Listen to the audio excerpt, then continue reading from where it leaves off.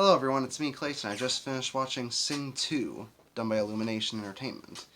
Now, when it comes to my thoughts of the first Sing, while it certainly does have its flaws, I do think it's one of the better overall Illumination films that isn't a Despicable Me film. As it's got a lot of great moments when it comes to its casts, seeing it through a jukebox musical, and some of its stories, particularly Johnny's and Rosita's, are ones that I really liked. So when it comes to the sequel, made 5 years later, I actually think it's a bit better than the first, because it removes some moments that I really didn't like from the first film, and it happens to give us an antagonist that I think works a lot better for this film overall. But let's get to the story, shall we? Sometime after the events of the first film, Buster Moon, played once again by Matthew McConaughey, is having some really successful shows, such as the Alice in Wonderland themed one at the beginning of the film.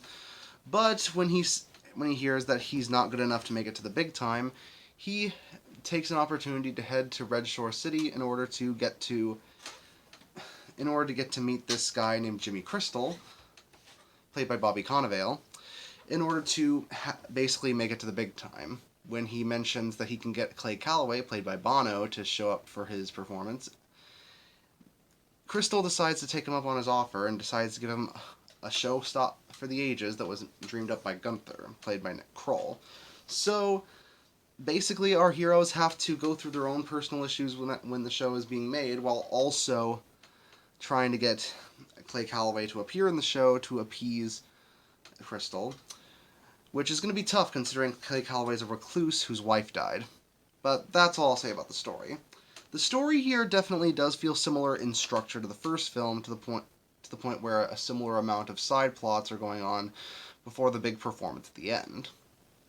And for the most part, I think it actually works a bit better than the first film. Mainly because I think the humor is a bit better, especially a lot of the more mean-spirited kind of humor from Calloway, and a bit more of the higher stakes, considering that Crystal is the exact kind of corrupt corporate executive that you'd think he'd be. Complete with a rich, spoiled daughter who actually happens to get a little better as the film goes on. Also, I said that Johnny probably had my favorite story of the first Sing, and this one is no exception, considering he has to deal with a very strict, some would say abusive, dance instructor, and he has to find a way to get his moves right in time for the show with the help of an amateur street performer. I thought that was really well done, and I would have liked more time in the film going into it. Also, Rosita apparently has a fear of heights in this film that was never mentioned in the first film, but I'll buy it considering there wasn't really a situation in the first film where a fear of heights would have come up. Plus, her story still happens to work well, I just wish more time was dedicated to it. But I think that was a problem with the first Sing, too. They've got a lot of great ideas for this film. It feels like they just cram a few too many into one film, when I would have preferred, 2 or 3 for this one instead.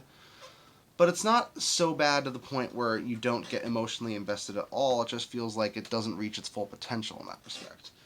But on the plus side, I think the soundtrack of this film fits the film's story and fits the film's themes more so in this film than the first film's soundtrack did for that film. Not to say either film's soundtrack is bad, but I do think the first film was more concerned with shoving in as many popular songs as possible, whereas this film has songs that feel like they fit more for the scenes, and the cast still clearly has it when it comes to singing their songs, especially Taron Egerton as Johnny. But, of course, outside of Seth MacFarlane's character, the mouse, who doesn't show up for this film, everyone else pretty much returns, and they all do their performance as well for the returning cast. And the new characters, such as Jimmy Crystal, his daughter Porsche, Clay Calloway, etc., all of them happen to do well in their roles. To the point where I think I actually prefer the new characters of this film to some of the characters who didn't come back from the first. So overall, I think Sing 2 is a pretty solid animated film, and I wish I hadn't done my top 10 animated films before this, because I would have put it number 7 or number 8 on that list. But for now, I'll give it an 8 out of 10, and see you next time.